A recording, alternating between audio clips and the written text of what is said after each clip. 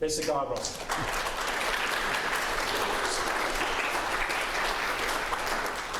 Thank you very much, Lee. Of course, I've just realised I need to start moving this over a bit. There we go. Now, can anybody tell me where this is? Not Cambridge, but you're close. It's Birmingham, yes, Birmingham, in the West Midlands. And that's the Joseph Chamberlain Clock Tower. It's Boston, eh? It's really. Birmingham, 77th in the university rankings. Adelaide, 82nd. Flinders, well, we glossed over Flinders. Sorry about that. You might wonder, well, why am I starting a talk in Birmingham about silo art? So I will explain. Every year, the Royal Geographical Society in London has an annual conference. It's usually the end of August or early September. And 3 years out of 4, they have it in London at their headquarters near the Royal Albert Hall. But last year, they held it at the University of Birmingham. And my wife and I have a small flat that's only about 20 to 25 minutes drive away from the campus at Edgbaston. So I thought, well, I have to go. I have to go to the conference. But that was the conference theme, geographies of creativity, creative geographies, which is really cultural geography. And whilst I'm sure you recognise immediately that I am a cultured geographer, I am not, thank you, even though I came from the West Midlands, I'm not a cultural geographer. It's not my area of research. So I had to start to think, well, what am I going to do that's got some cultural dimension to it so that I can give a paper at the conference at the University of Birmingham? And so I started to think about cultural geography, and these are the two names that I would know from when I did my geography degree, as Lee said a very long time ago. The person at the top there is the German geographer, Friedrich Ratzel, and he definitely contributed to cultural geography becoming a distinct field within the discipline at the end of the 19th and early 20th centuries. But the person who I would know best from my undergraduate days would be the other chap there, and that's the American geographer, Carl Saar. And he was associated with a thing called the Berkeley School of Geography in San Francisco, University of California. And he focused on the idea of the cultural landscape. And I thought, oh yes, cultural landscapes, well, that's something that I can recognize, which is a natural area modified by human culture. So we take the natural environment and people interact with that natural environment, the result being a cultural landscape. So I'm thinking, yes, okay, well, maybe there's something there. So I went to Mr. Google, as we do, or as I do occasionally, and I typed in cultural landscape, and I was absolutely amazed at what came up. Not the Adelaide Hills, although there is a cultural landscape. It's a European landscape with Australian trees, but European crops and fields. And it's a little bit different, perhaps, to the landscape that would have preceded the Europeans. You'd have had a landscape created by the indigenous people. One of my favourite paintings by Schramm of the Kaurna people beside the Torrens. Much more open environment, in fact, that they tended to create compared with what came later from the Europeans. They would have burnt it and they would have had it fairly open for hunting purposes. But that is a cultural landscape, different group of people interacting with the environment, and that's what they're producing. And we go back and we have something totally different from the Europeans. I will get to my story now because up came from my search these two people. And of course I thought, well, wait a minute, I know these people because the top one, the smiling face there, was my PhD supervisor. That's Frank Emery, who's an Oxford-trained historical geographer. I guess I wouldn't have said, well, cultural geographer, but of course he did write about the cultural landscape of the Gower Peninsula in South Wales, because that was where he came from. And while I was doing a PhD under his supervision, he wrote this book called The Oxfordshire Landscape, which is in a series called The Making of the English Landscape, after the English historian W.G. Hoskins, and his book on the making of the English landscape had a major influence on me in terms of what I did for my PhD, because I looked at the evolution, well, not so much of the landscape, but of land use over a long period of time in the English Midlands.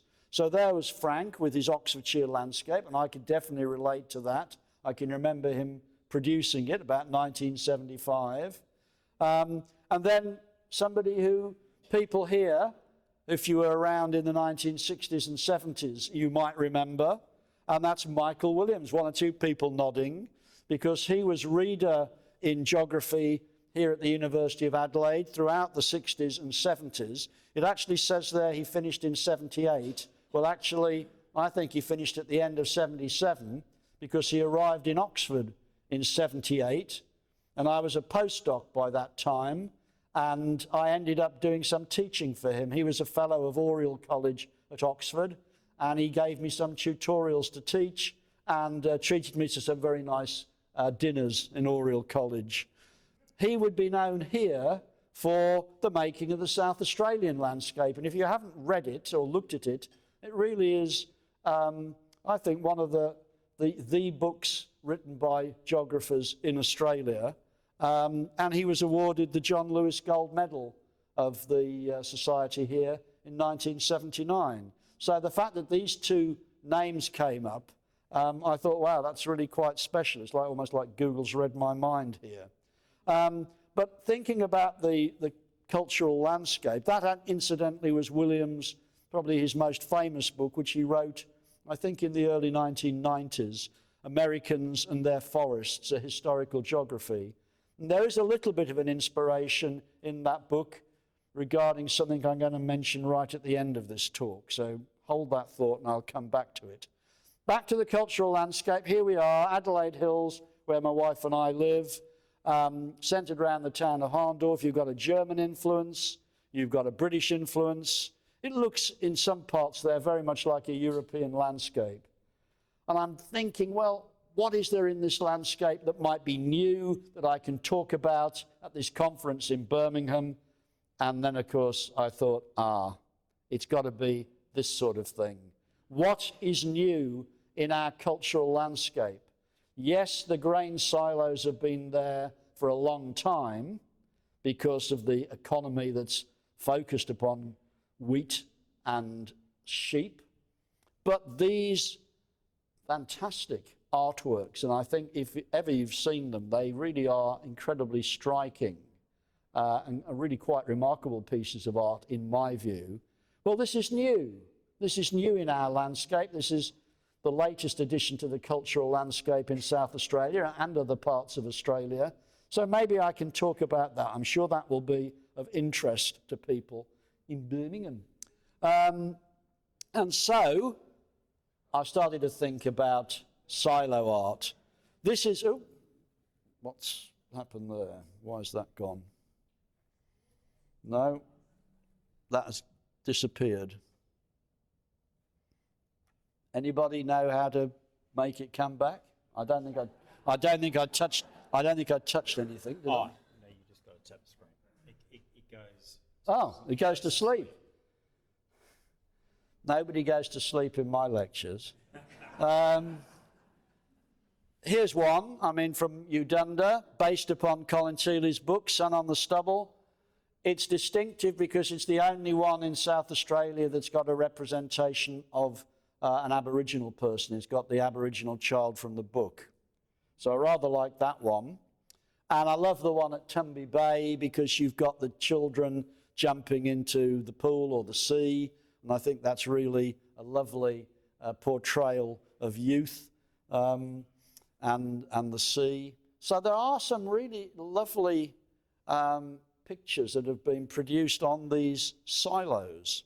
And so my talk in Birmingham was Silo Art in South Australia, Culture-Led Rural Revival or Commemoration for Dying Communities. So that's a little bit like what Lee mentioned, that these possibly are things that are there to bring some money in, some tourists, some sort of rural revival, or maybe not. So that's what I'm going to try to look at this evening. But I've gone, you'll find out later on, I've gone a bit beyond the silos and the silo art. As Lee said, the first ones in Australia came in the small West Australian rural community of Northam. I have mentioned there that, of course, these things are called elevators in North America. And Hugh Orr asked me just before I came up here to talk, well, are there silo art? Is there silo art in North America? Well, yes, there is, but there's not nearly so much as here. And actually, what there is in the States anyway, is largely inspired by our silo art here in Australia. So that's just in passing. So 2015, at the heart of the central wheat belt in Western Australia. If you haven't seen these and these silos, well, the silos are about 30 metres in height, or in real length, 95 feet, maybe a bit more. We only think in feet in Birmingham, I'm afraid. You can't do these metres things. But of course, now, so it's just 10 plus years on, there are over 80 of these painted silo art locations across Australia.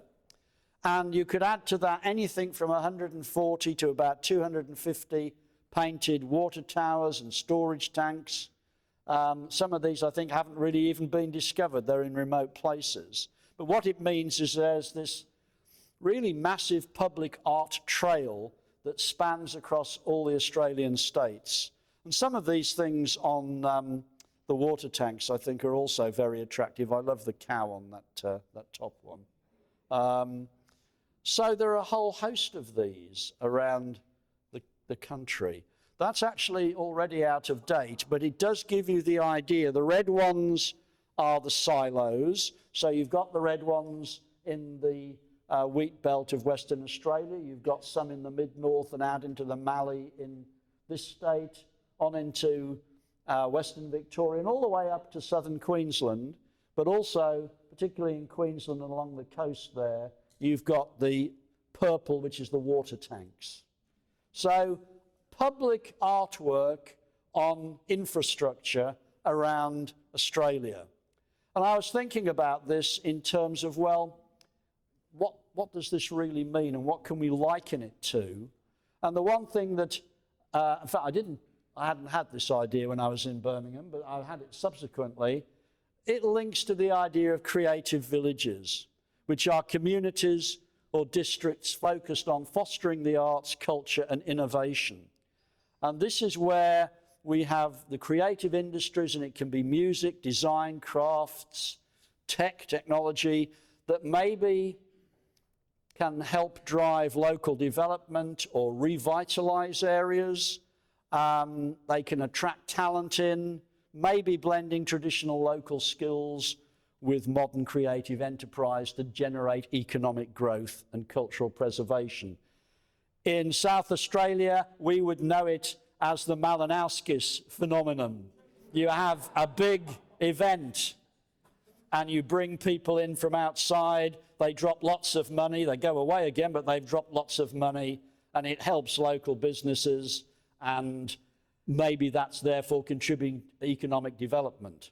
The only thing is that when you're standing, let's say, at Farrell Flat, and you're looking at the artwork there, which is very nice, takes you about maybe max 15 minutes to absorb it. And then it's a hot day. What are you going to do in Farrell Flat on a hot day? Well, it's the pub, so you can go and spend some money in the pub. But there's not necessarily lots of other businesses around that are going to take your dollar. So I think probably there is a scale dimension in this.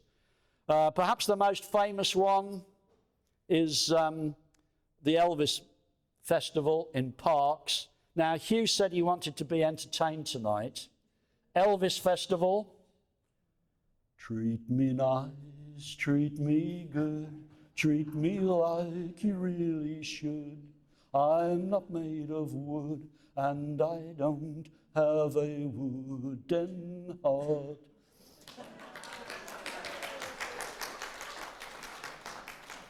It's like Elvis is in the building. Now, it just so happens, I'm not going to do the full repertoire, although I can do quite a bit of it. In the ghetto, and so on. I do a very mean Roy Orbison and Jean Pitney, 24 Hours from Tulsa. My agent is in the audience tonight, and she will take bookings for weddings, birthdays, and bar mitzvahs. As my grandmother always said, though, you have to pay for quality, so bear that in mind.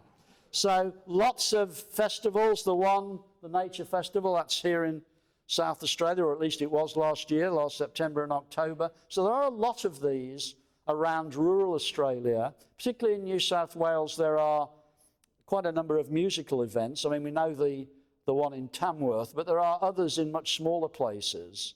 So this sort of idea of the creative village and money coming in, people coming in from outside to boost the local economy is really quite widespread across rural Australia, and maybe we can put the silo art at sort of one end of this creative village idea. The next thing, of course, is you're going to have a silo with an Elvis Presley picture on it and music. So what are the creative villages supposed to be doing? Well, there's actually a number of things. They do have a definite cultural focus because they're centered around specific creative fields, and that can be things like traditional crafts, batik and rattan, certainly music, but also design, digital media. The economic revitalization dimension is often critical, where you're using these creative activities to bring in new money, to boost tourism, creating jobs perhaps, and I will come to that, an example of that with the silos in a minute.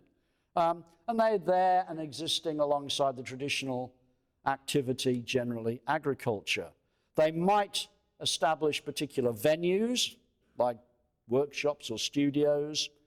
In China, they've gone in for these creative tech villages in quite a big scale because they definitely link those to rural revitalization. But there is another dimension, not an economic dimension, and I do think that this is associated with the silo art, and that is building community and identity. Often these festivals, and indeed some of the silo art, is associated with building community spirit, preserving local heritage, fostering a unique sense of place, I think, and then attracting both visitors and sort of creative types into the community.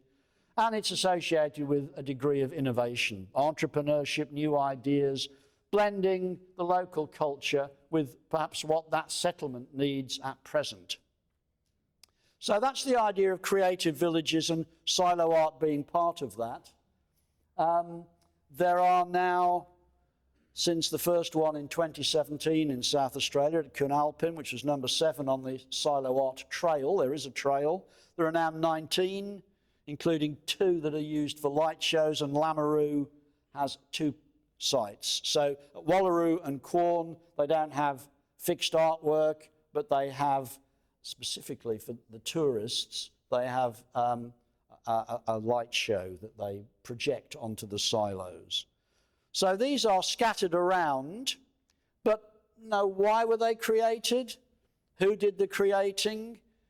Are their locations of any particular significance? Who paid for it? Because this is not done for free. What is their function? Well, I've already hinted at their function, but we can think a bit more about that. What is being portrayed in these artworks? What message are they trying to give us?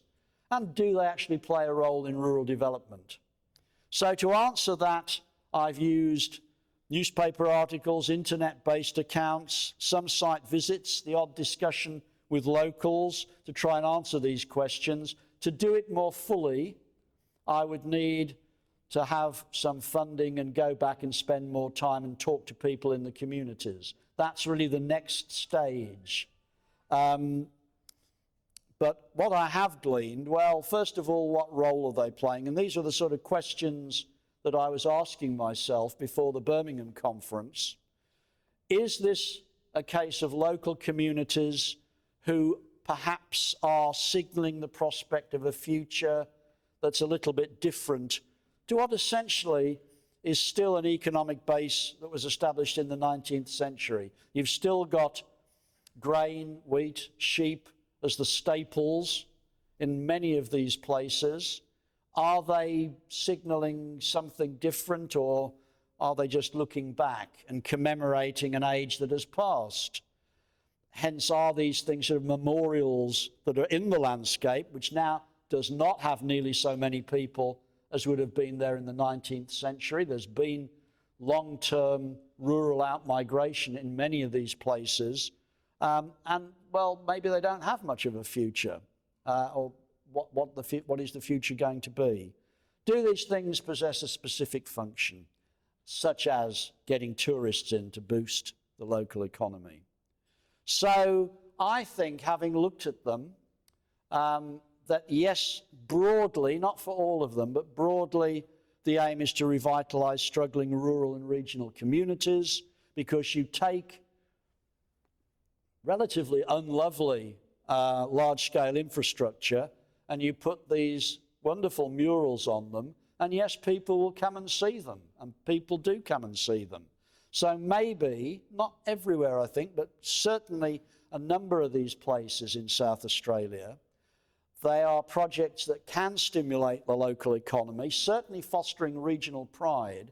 If you talk to people in the communities, they are very proud of their silo art, and they will direct you to it, and they will tell you about it. It generally celebrates local heritage, and maybe it turns some of these small towns into more vibrant destinations for travellers.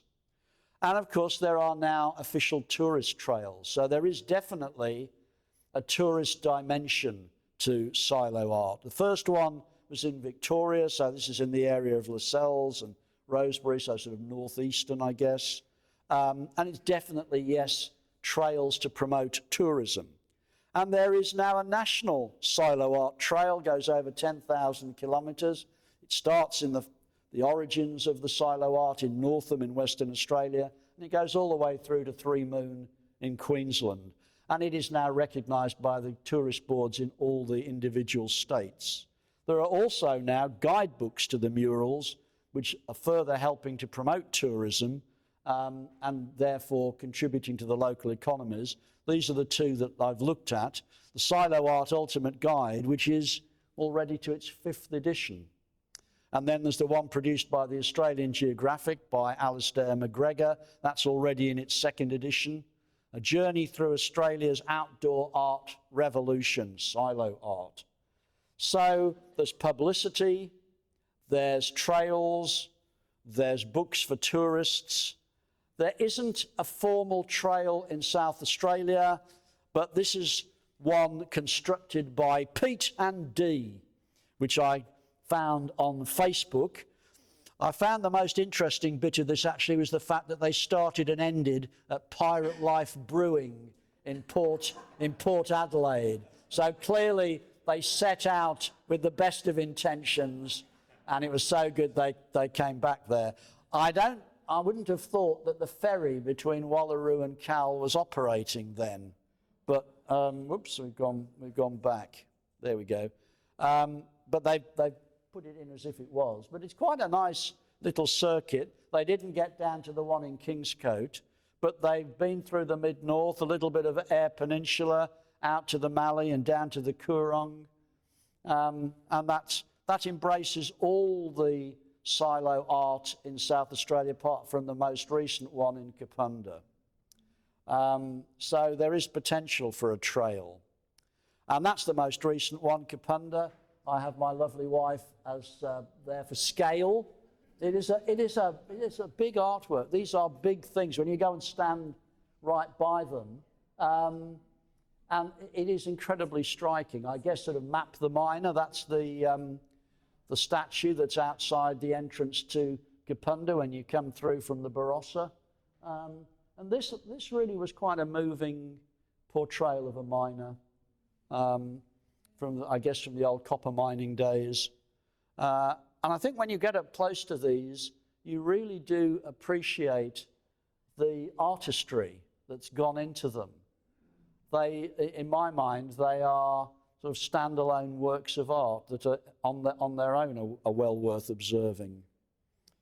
They are located, I think that's, no, I've forgotten which one that's from, but anyway, small rural settlements, still with the traditional colonial economy. So the export staples of wheat and sheep, but of course those staples no longer support a large community. So unless there's something else that's come in to these small places, there isn't necessarily a sort of thriving local community.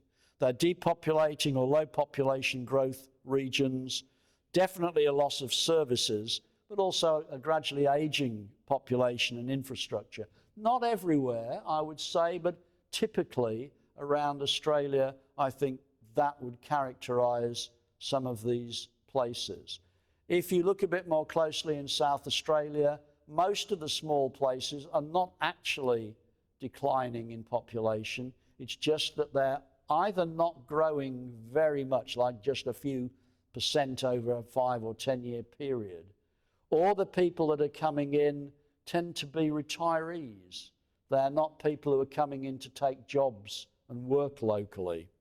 So in that sort of setting, the silos, yes, appear as a very recent addition. What are on the silos?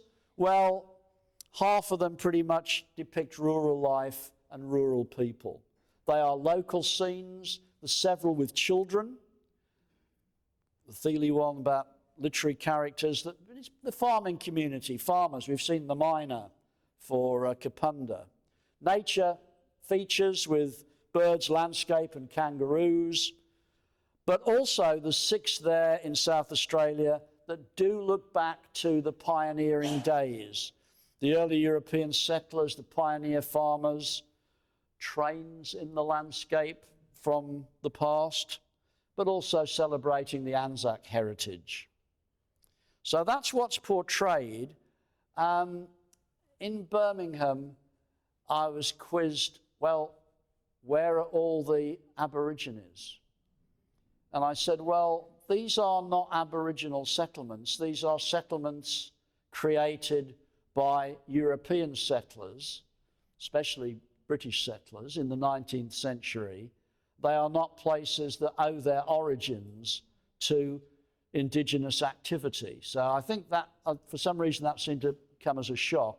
And then the other thing they said, well, they're very big, aren't they? What about people who don't like them? What about people in the community who object to them? Because apparently in rural communities in Britain, everybody is very argumentative, and there isn't quite the same sense of community that there might be perhaps in some of these locations in Australia. Because when you look behind the painting, so to speak, virtually all of these have come about with strong community involvement, choosing what should go onto the silo, what needs to be portrayed, and what role the community should play in bringing it about. Often it's the local authority, but sometimes it's a community group that have done that. And I mean, some of the things that they have produced, as I say, I think are really very, very striking. So you've got the farmer at the top there, you've got the kangaroo, you've got the girl with the bird, but also, and then it comes through terribly well on this, but there's the railway track just behind her, and also, of course, the farmstead. You've got the train in the area of Quorn, I guess that would be, Pitchy Ritchie Railway maybe, and you've got the girl with the wheat fields in the background. I've thrown in a water tower because I thought, well, that's interesting. They're saying thank you to the CFS. So quite a number of different things recorded, but pertaining to the local area, strong emphasis on different aspects of community. Who commissioned and paid for the artworks? Well, mostly it is the local and district council, so it's taxpayers' money, so the taxpayer is definitely having a say in what goes up there. Sometimes there's been recourse to a local development or arts group grant. And there is this thing, I think 2 or 3 in South Australia have availed themselves of the Foundation for Rural and Regional Renewal, because that's the only, as far as I'm aware, national foundation specifically focused on ensuring the social and economic strength of Australia's remote, rural and regional communities. Country Arts SA is involved in some of them. In some cases, it's just a local individual putting the money up. And it's fair to say that most of them are on Viterra-owned silos, so they've got approval and support from Viterra for these. That's in South Australia anyway. That's definitely one of my favourites. I think the girl with the landscape in the background, the bird, the rooster, the railway, and it's set in a very pleasant location, as you can see. Now, definitely some of these are geared towards tourism. This is the one for Quorn where they are displaying a light show. Watch the Quorn silo begin to glow at sunset and spring to life under the stars. Bring a picnic or order a meal and enjoy this freestyle audio-visual celebration of the Flinders Ranges and the Pitchy Ritchie Railways, local stories and heritage. So there you are each night, stunning photography and artwork. And that artwork, those photos, they're contributed by community members within the Flinders Ranges Council area. So it is very much the local community that's coming together to display their local area and to bring in tourists. So this is unashamedly about getting money into their community throughout the summer months, and I guess a bit beyond as well. So that's one example where we really are talking about rural development. So I would argue, yes, there's clear evidence of silo art as part of local revival in some cases, tourism, small scale. Is it time limited? How long can we keep getting tourists to come in? Well, I guess not that many people will have seen these yet, so there could be more momentum. We could get people coming to South Australia as part of a holiday. They go to the Live Golf or whatever it's going to be when Live goes under.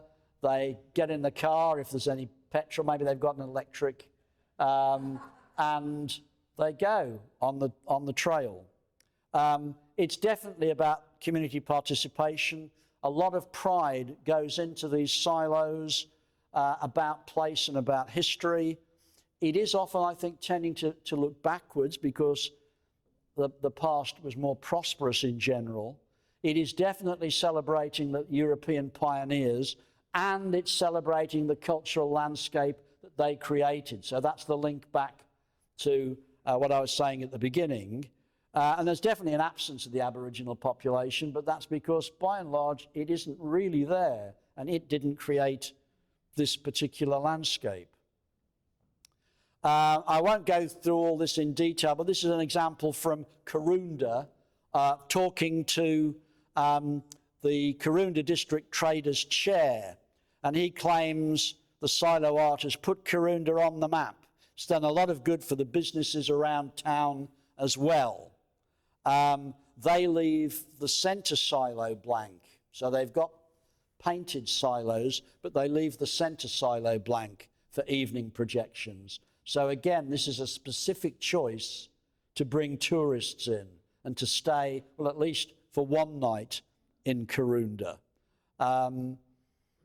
And again, it tends to be local artists that they're showing. The economic benefits from the silo artwork have been felt by Karoonda traders.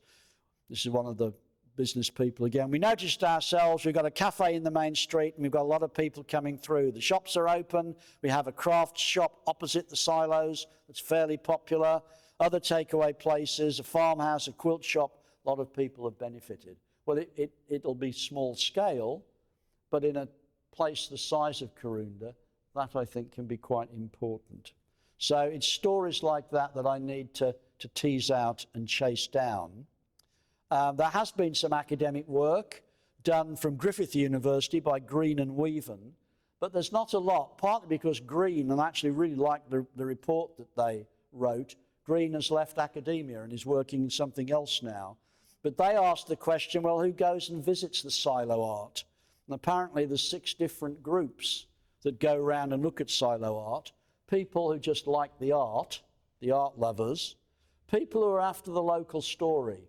What makes the community tick? How is it being portrayed? Cultural learning, cultural explorers. People who like new places and what new places have to offer. These I would call the sort of latent geographers. People who are sort of giving back, they're socially conscious and they want to see this representation. And then there's the human connection, the interaction seekers. You're going to have to tell me when to stop, by the way, because I can go on for all night if you like. If necessary, I can fall back on the Elvis songs. I just threw this in because this is in the landscape. Maybe the next one shows it better. But that's what this chap, Harrison Schuster at Freeling, he went round and cut his paddock for Australia Day. Now that's local art, isn't it? That's pretty amazing, I reckon. The only thing is, his neighbours wouldn't really be able to see it because you've got to be above it to really appreciate it. But that's the cultural landscape, or an aspect of the cultural landscape, maybe. Definitely something that Jeremy Clarkson hasn't done yet, anyway. And so, what do we do next? Well, I've obviously got work to do on silo art, but actually, what I might be working on first, now that I've got this taste for cultural geography, is the Hills Sculpture Trail, because one of my recent PhD completions, he is a sculptor. And he sort of introduced me, and I was aware of the Hills Sculpture Trail before he mentioned it. But now that he has, and I've looked at a little bit at silo art, this is very apparent in the Adelaide Hills. I live in the Adelaide Hills, so I was aware of it. And you've got ones here in Harndorf, but also scattered around the Adelaide Hills. There's actually 26 world-class stone sculptures in towns like Mount Barker and Harndorf, Stirling, Strathalbyn. You've got all the list there, 8 in Mount Barker alone. And these are crafted by master sculptors from all corners of the world, and they owe their origin to the Adelaide Hills International Sculpture Symposiums, which took place in 2012, 2014, 2016. And there is a definite trail, and it is definitely geared to getting more tourists to go into the hills and look at this trail. Matched funding from Regional Development Australia, which I don't think has been involved with the silo art, but it's money matched funding from the Regional Development body, and it's gone to the local councils, like Adelaide Hills, Mount Barker, and so on. And in this case, the artists are international. The artists for the silos tend to be from Australia, overwhelmingly, but they're not necessarily, the South Australian ones aren't necessarily painted by South Australians. A lot of them are painted by artists in Melbourne or Sydney who've been brought in to do the artwork. And it was quite explicit for the Hills Sculpture Trail that they had these international symposia, and the symposia commissioned famous sculptors to produce the work. So there are 5 from Australia, but as you can see, they're scattered all around. And there is a cultural dimension, an educational dimension, as we can see here, what to do with your children when they're being aggravating on holiday from school, which is about now, I guess. Why not put all 26 stops on your weekend or school holiday? Hello, little Johnny, I've got a real treat for you. You've been a bad boy. Come and visit some great Australian hills towns. You can take them to the farm barn as well. Come on now. So they are definitely advertising this trail. There are some weird and wonderful ones. This one is, I think, one of the more odd ones, produced by a sculptor from Turkey, but yeah, it's certainly distinctive. and these who did the commissioning. So it isn't just the local authorities, although Mount Barker District Council seems to have been keen on this. It is quite a range. There's some family foundations, the Walker Corporation, presumably with a conscience, having put one ginormous tower up and about to produce another one. We'll sponsor some sculpture in the hills. That'll solve our conscience, yeah. The symposium itself, from the funds it raised, it commissioned certainly one of these sculptures. So it's quite a variety. But again, the local community, certainly local taxpayers are involved in this. Doesn't want to go forward now. Why is that? It's gone back, but not forward. Yes, we have a technical hitch, Houston. Our heat shield is burning up. No, it doesn't want to go beyond that. Why doesn't it want to go beyond that? Oh, well, there you go. Let's see. No, doesn't want to do it. I'm trying to think what comes next now. Oh, well, we've got to it. That's actually in Balhana. My wife and I live in Balhana.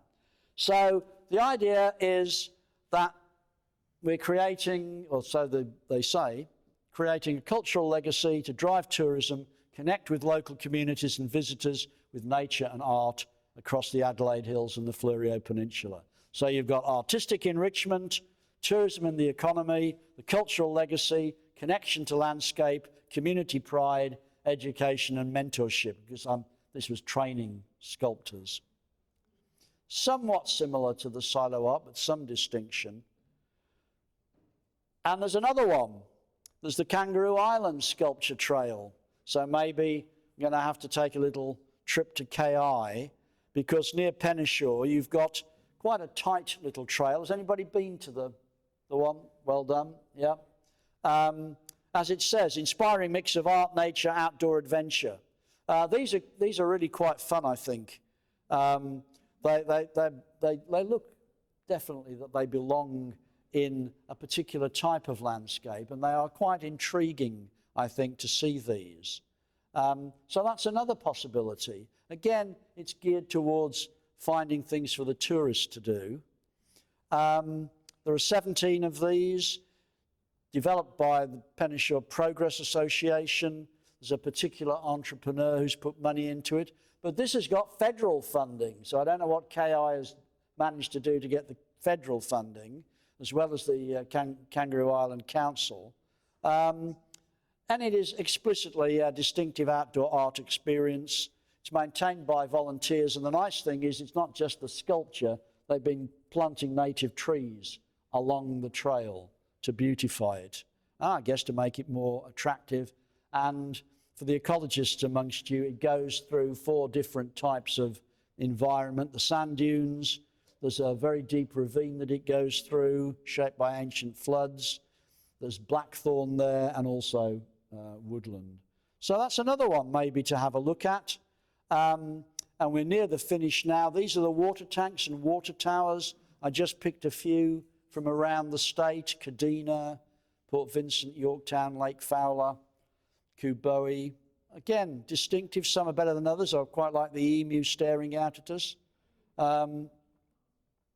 And these at Cwnalpyn, these were the children that were painted on the silos. The children, I think, actually were allowed to do a few brush strokes on there, and they are now willing to be photographed in front of the artwork depicting them, which I think is really rather a nice idea. So that was Cwnalpyn, and now no more Elvis, but those of you who've had talks from me in the past will know that at the end there is the hard sell. This is the hard sell. If you were asleep, you need to wake up at this point. This time we're talking about not 1, not 2, but 3 books that you can buy. This one, the Handbook on the Globalization of Agriculture, actually came out, it's an edited collection, came out in 2015, but the publishers are so pleased that it's sold well that they've asked for a second edition. So a second edition is coming out. It won't be cheap because there's at least 20 chapters in there by different contributors from all around the world. Doris, who used to be at UniSA, she was my postdoc at UniSA, is now in Sweden, although, wait for it, her university is in northern Sweden at Umeå, but she lives in Yeppoon in Queensland. Now, don't ask me how you can do that, but apparently these days you can. So she and I basically are assembling the revised handbook. Hopefully it will be out end of the year. Then there's this one, which is perhaps, I don't know, controversial in some circles. Farming and land use change to achieve net zero. If you say net zero to some people, they come over all peculiar and start muttering words about somebody called Bowen and blackouts. But this is about achieving multifunctional landscapes. So we are back to the landscape and making landscapes. This is, I guess, about cultural landscapes. And it's the idea that the landscape has within it lots of different components. Of course, we know the productive component, agriculture or commercial forestry. And some of that, particularly the agriculture, if we go to the Adelaide Hills, well, of course, it's attracting tourists because tourists come onto the farm perhaps to taste some wine or go to a farm shop or maybe a restaurant or cafe. So there's tourism in that landscape. That's part of the multifunctionality.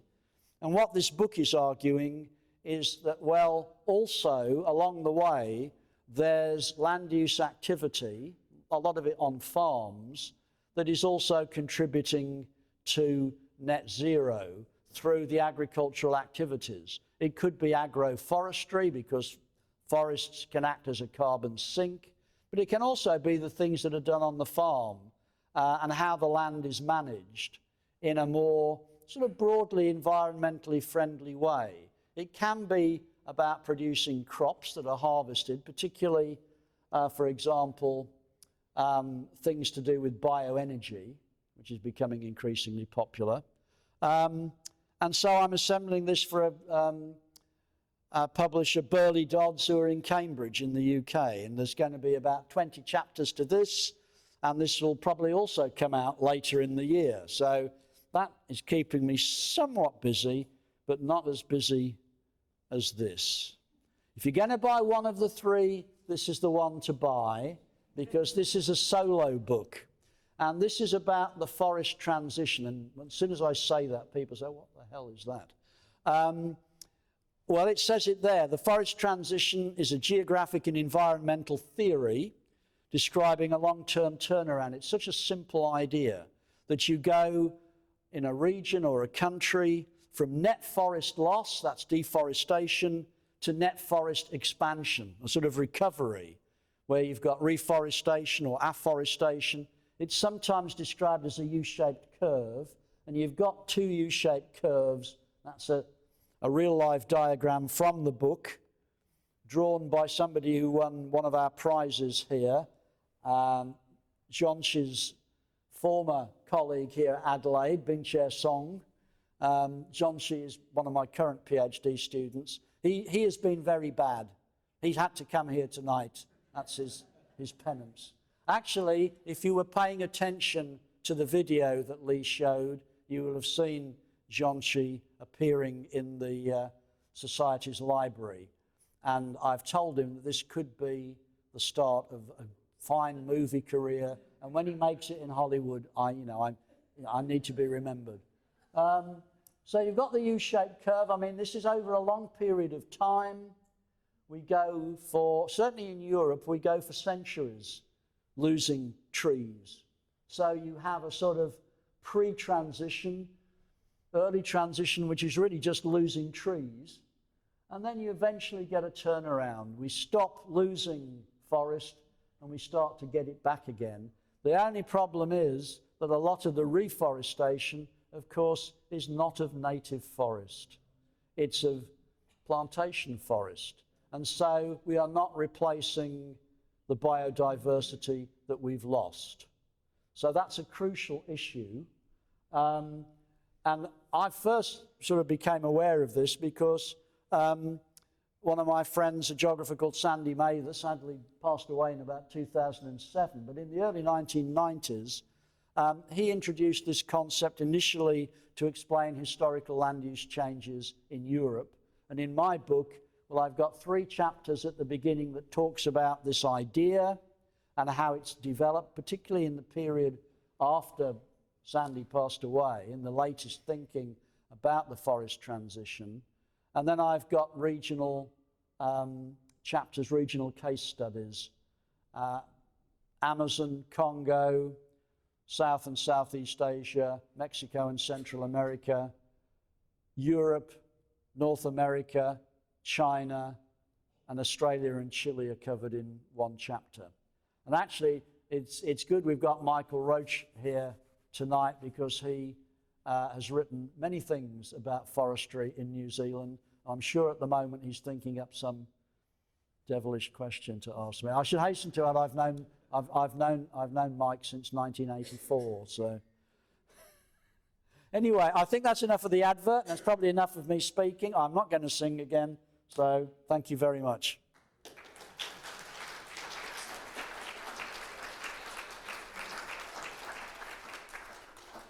Thank you, Guy. That was a big sell and a great lecture.